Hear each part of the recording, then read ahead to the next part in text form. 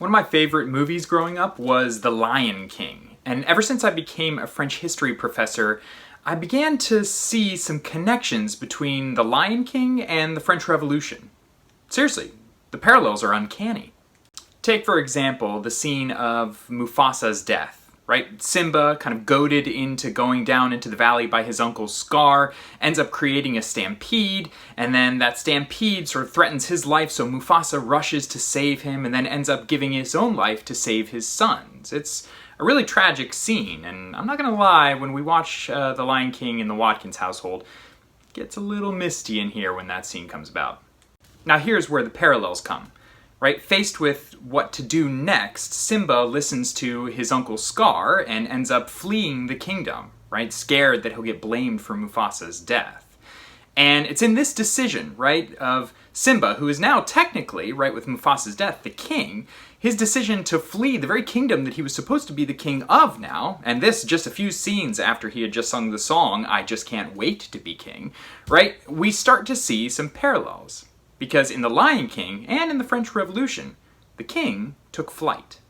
In this video, we're going to look at the flight of another famous king, King Louis XVI. We're going to try to figure out why the king decided to try to flee France and what the implications of that decision were. Okay, let's get going.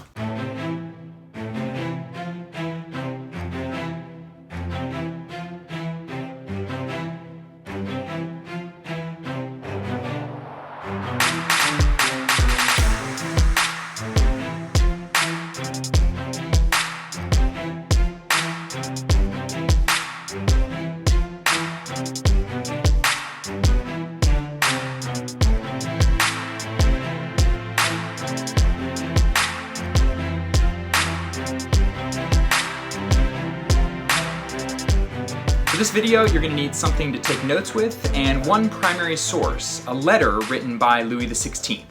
You're going to see why this letter was such a big deal in a little bit. The first thing we need to do is try to figure out why Louis XVI decided to flee in the first place. And to do that, we have to kind of zoom in and look at the situation in Paris in the opening months of 1791. What made Paris radical? This is the question that we've already discussed to some degree when we talked about David Garrioch's book. The processes that he tracks over the course of the 18th century helped to create a Paris that was not only far different from its former self in the 17th century, but also quite well disposed toward radical behavior and beliefs. Indeed, Paris was involved in radical politics long before in 1791. The storming of the Bastille, the March to Versailles are two good examples, but we should also remember the less kind of heroic aspects of radical behaviors of the years before. Remember that with the storming of the Bastille also came the murder and decapitation of the governor of the Bastille, Launay. Remember also that a few days later, two royal administrators, Foulon de Douai and Berthier de Sauvigny, were similarly murdered, decapitated, and paraded around the city in celebration. These events left an impression, particularly in the minds of the nobility and the royal family. They saw colleagues and friends murdered in cold blood, and their murders not only unpunished, but celebrated by Parisian crowds. Remember also that this was the city in which the royal family now lived. Having been forced from their home in Versailles back to Paris by the crowd of Parisian women during the March to Versailles, the royal family hadn't returned to their chateau in Versailles. They lived in the Tuileries Palace, a royal mansion at the center of Paris. The king and queen seemed constantly afraid that popular wrath would, at some point, target the monarchy itself. After all, it wasn't a far stretch from punishing the king's administrators to punishing the king. Although he scored points with the Parisian crowd during the Feast of the Federations and when he took the oath to support and protect the nation, Louis XVI remained under a cautious eye. He was followed everywhere by 6 members of the National Guard who were instructed by the National Assembly never to lose sight of him. And the Queen? Well, she remained the object of horrible libels, reminiscent of the pornographic literature that emerged in the years preceding the Estates General. Thus, it was no surprise that the royal family felt pretty uncomfortable with their situation at the center of the city. 3 events early in 1791 made the relationship between the royal family and the Parisian crowd even more tense. The first was the emigration of the king's aunts. They were 2 of the most important people in Louis's life, and when they asked him to assure them passage to Rome, The king arranged for them to get out. The incident, however, was a shock to many Parisian revolutionaries. Pamphlets from members of the Jacobin and Cordelier clubs circulated throughout Paris and warned Parisians that the royal family was abandoning the revolution. Popular demonstrations popped up outside the residences of other members of the royal family, and Lafayette and the National Guard spent much of its time in the spring of 1791 protecting besieged nobles and dispersing angry crowds. Another incident occurred shortly thereafter.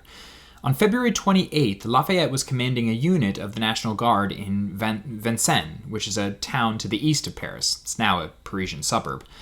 The town had a fort that looked similar to the Bastille, and the locals had decided to storm it just as the Parisians had stormed the Bastille. Lafayette was thus occupied trying to put down another popular riot when a group of hundreds of mostly nobles, fearing that with Lafayette gone, the king was unprotected, marched to the Tuileries Palace armed with knives and pistols to quote-unquote protect the king. But Parisians feared that this was the beginning of a counter-revolution. Word got out, and Lafayette had to return to Paris and disarm the group of vigilante nobles. Merely a miscommunication, or a rumor gone amiss, this Day of Daggers, as it was called, nevertheless entrenched in the minds of the Parisian populace the notion that the royal family was scheming with aristocrats to turn the tide on the revolution. Yet the incident that compromised the relationship of the monarchy and the Parisian populace the most in 1791 took place around Easter in April. By this point, Pope Pius VI had already promulgated his bull Caritas, which denounced the civil constitution of the clergy and ordered members of the church not to support those who took the oath. Among those devout Catholics inclined to obey the Pope's decree was the king. On Palm Sunday, 1 week before Easter Day, the king received communion from a refractory priest, a clear violation of the civil constitution. Word about this act got out, and people began supposing that it was a sign of the king's opposition to the revolution as a whole. When Easter Sunday came, the royal family prepared to travel to a small home of theirs in Saint-Cloud, another small town on the outskirts of Paris, as they had done the Easter before in 1790. Fearing that the king was trying to leave Paris for good, however, a crowd assembled at the palace and forced the gates closed. They refused to let the royal family leave. Lafayette once again came to try to disperse the crowd, but this time he was unable. The National Guard was sympathetic to the crowd. The king himself implored the crowd to let him go, but the crowd met his requests with insults. They began striking and shaking the carriages that the royal family were in. The scene went on for a full 2 hours, with the crowd getting more and more aggressive. Ultimately, Louis ordered the carriages to be brought back to the palace. He and his family were trapped, and there was nothing he could do about it. Stoking this kind of aggressive behavior were the mass of political newspapers that now flooded Paris. The Declaration of the Rights of Man and Citizens' commitment to the freedom of the press allowed lots of people to begin voicing their opinions and printing them for mass circulation. In many papers, the ideas were really, really radical. Jean-Paul Marat, the author of L'Ami du Peuple, or the Friend of the People, was particularly well known for spreading conspiracy theories and calling for violent action from the populace. It was Marat who suggested, for example, that 200,000 heads would need to roll in order to bring the revolution to its fruition. Radical newspapers and radical political clubs like the Jacobin and Cordelier clubs circulated news about plots and conspiracies, and they agitated the populace and prepared it for dramatic actions. They also called for mass demonstrations and protests and other actions that often became the scenes for dangerous conflicts with authorities. It was clear that Paris was a pretty frightening place to live if you were the royal family. So, in the spring of 1791, the king and the queen began hatching a plan to escape. The king and queen discussed their intention to leave France with another nobleman, the Count von Fersen. And Fersen allegedly pledged not only his assistance, but also all the money he had to make it work. Louis and Marie Antoinette were insistent that the family should not be split apart, so von Fersen's first job was to find a carriage that could fit the entire royal family. This was no easy process. When he finally found a carriage that would work, he soon found that even driven with 6 horses, it wouldn't exceed more than 7 miles per hour. So, from the very outset, they knew the process was going to be very, very slow going. Von Fersen set up the heist brilliantly, though. He employed the help of another nobleman, the Chevalier de Coigny, who happened to look really similar to the king. And for 12 nights in a row, Coigny left the palace in the middle of the night at the same exact time and in the same exact carriage. The hope was that the guards surrounding the palace would get used to the process and thus not think anything of it. And then, at 10 o'clock on the night of June 20th, 1791, the royal family dressed up in fairly simple clothes as disguises. The king was made to look like Coigny, and they proceeded to the carriage downstairs.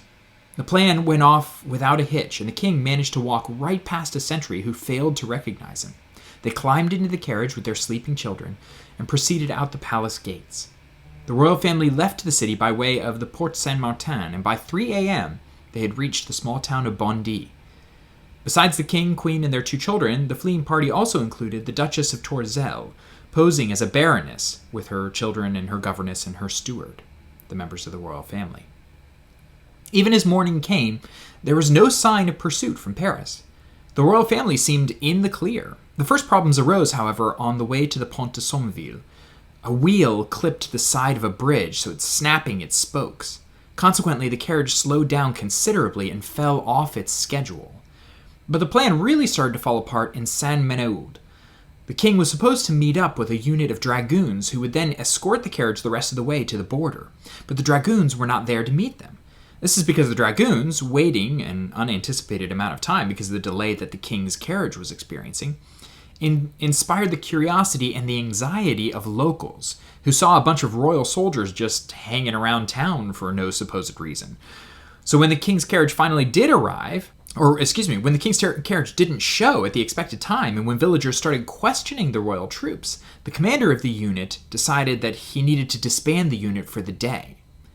Then, finally, the king's carriage arrived, and the commander had to explain to him that he could no longer escort the vehicle for the rest of the way.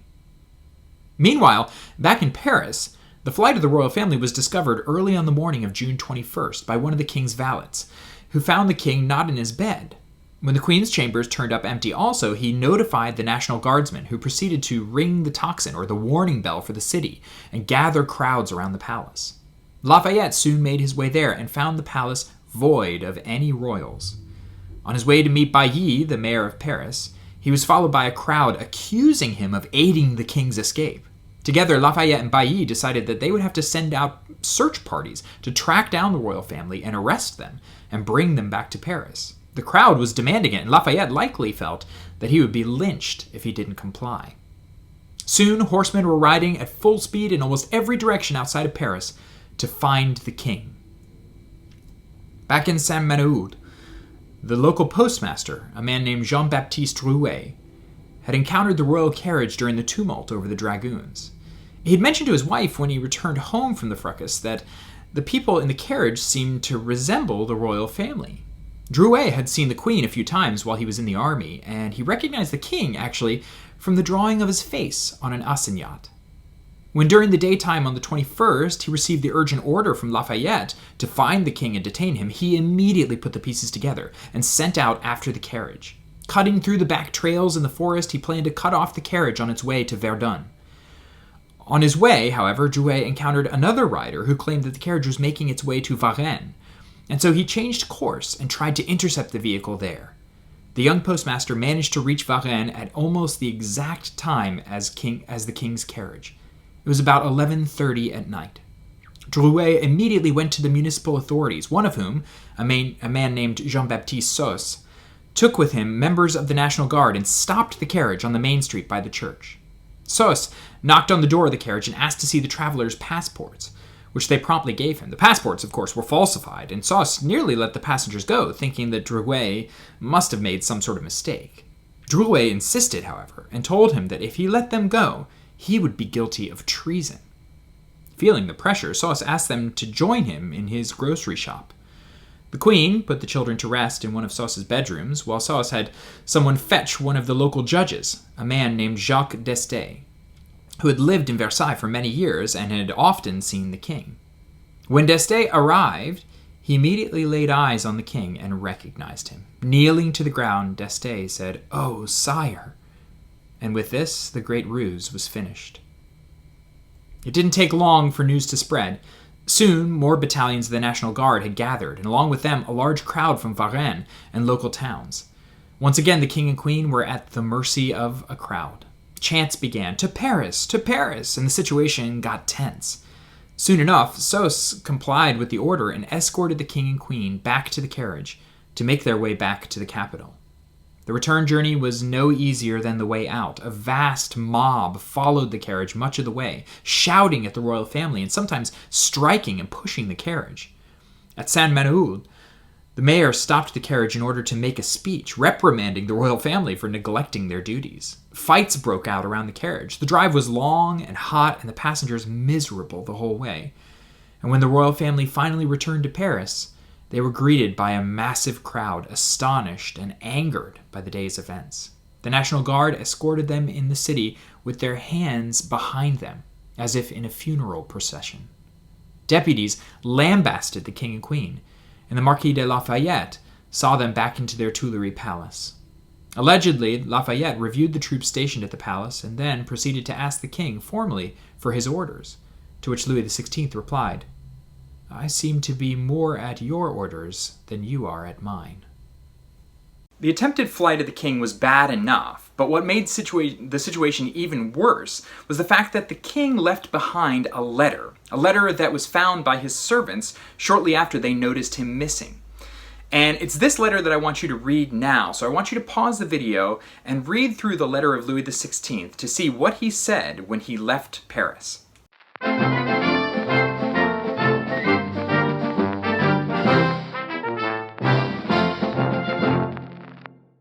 Talk about making things worse. The letter was damning for all those who felt that the king's flight indicated his rejection of the revolution. Particularly damning, I felt, was this passage, taken from the middle of the letter. And here's how it read.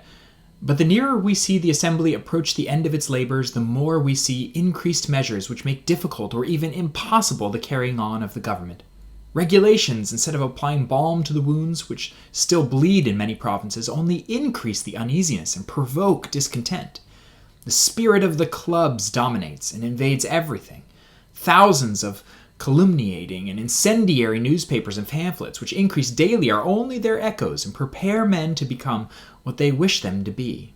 The National Assembly has never dared to remedy that license, so far removed from true liberty. It has lost its credit, and even the force of which it would have need in order to turn upon its steps and to change that which would seem to it well to correct." Here, Louis recognizes the increasing radicalization of Paris, but also throws the National Assembly under the bus, calling them unable, or maybe unwilling, to deal with this radicalization, and thus to maintain order in France. The king was rejecting, in no uncertain terms, the central institution of the new regime. This was a massive indictment of the entire revolution. To get a better sense of why the king would leave this letter, we should just ask the king himself. So now, back from the past is the ghost of Louis XVI.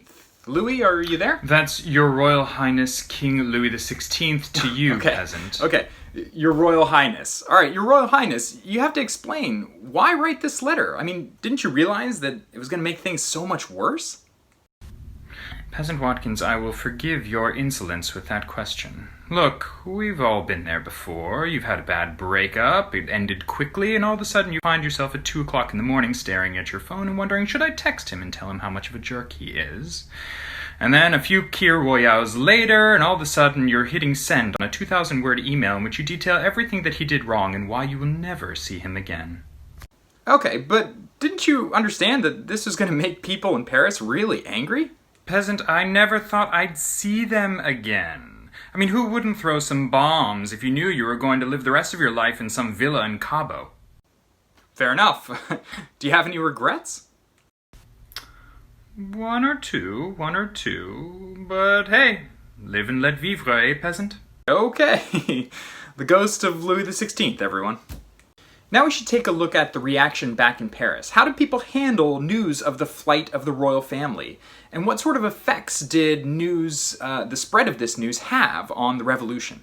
The reaction to the king's flight in Paris took some time to develop. Besides the original shock in the moment, most authorities tried to focus on keeping the populace calm.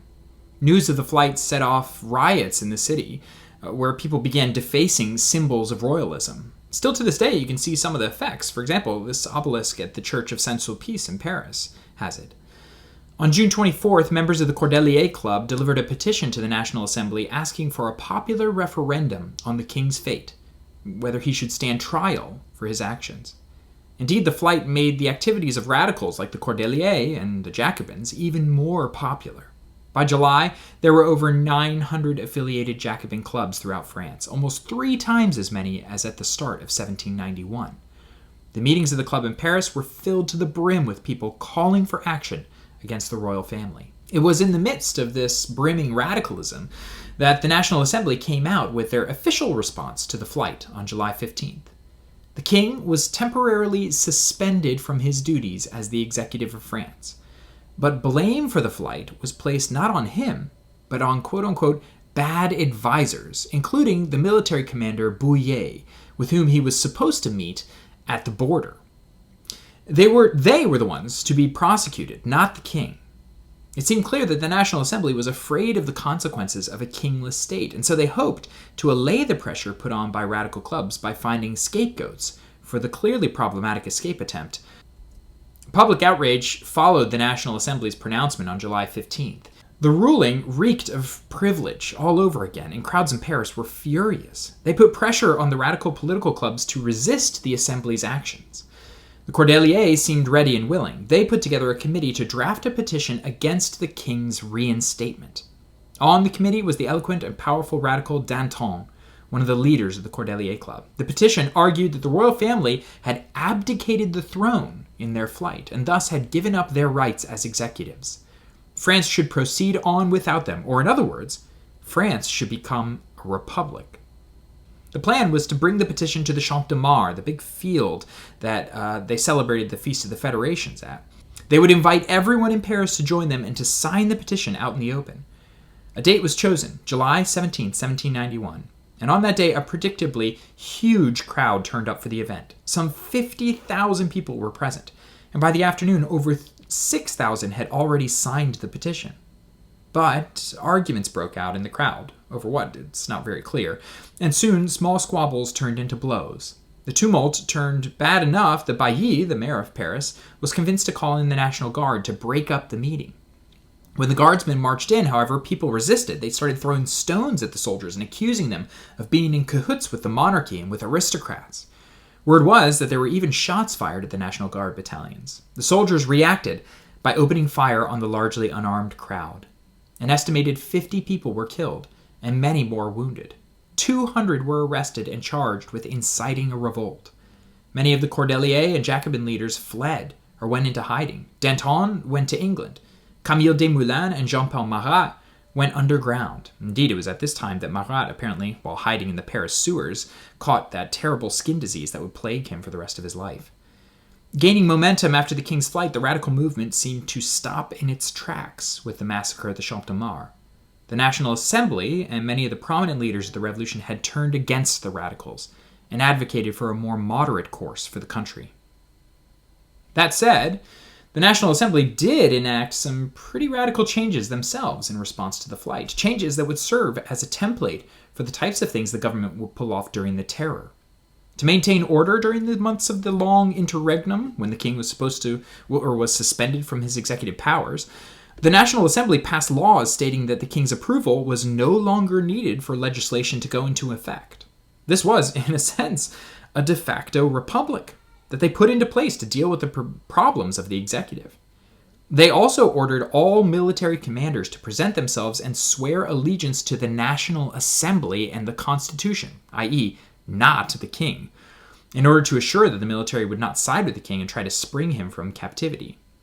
Fearing a potential counter-revolution, they ordered National Guard units to begin to include passive citizens, something that was barred previously. The National Assembly even suspended the right of freedom of the press, blaming radicals for the trouble at the Champ de Mars. All these changes were dramatic and set the stage for far more radical developments later on. The flight also had the unintended outcome of compelling the king to go along with the new constitution.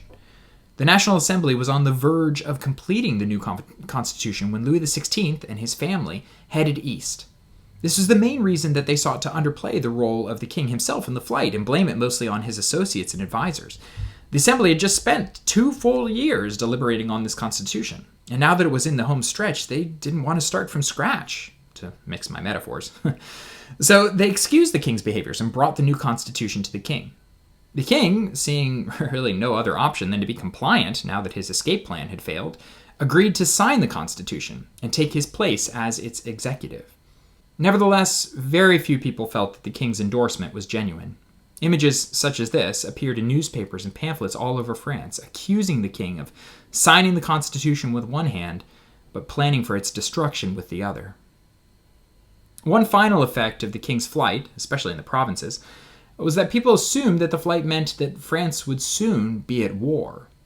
It was assumed that the king was heading east in order to meet up with Marie Antoinette's family in Austria and the king's brother in the Rhineland and assemble an army to retake France and quash the revolution.